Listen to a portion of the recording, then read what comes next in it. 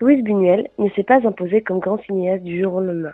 En effet, si celui-ci est arrivé à un niveau de créativité aussi grand que dans les années 30, c'est grâce au savoir qu'il acquit durant sa jeunesse. Louis Buñuel est né en 1900 à Calanda, dans une famille nombreuse où il subit les durs préceptes d'une éducation religieuse dans une atmosphère quasi médiévale. À 14 ans, il décide de quitter cette éducation pour rejoindre une école laïque. Il y découvre Marx.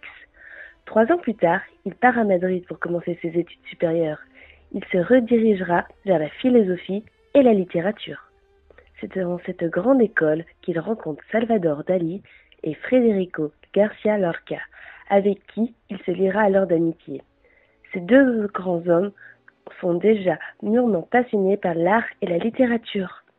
En 1925, après la mort de son père, il part à Paris en ayant pour but d'étudier le cinéma.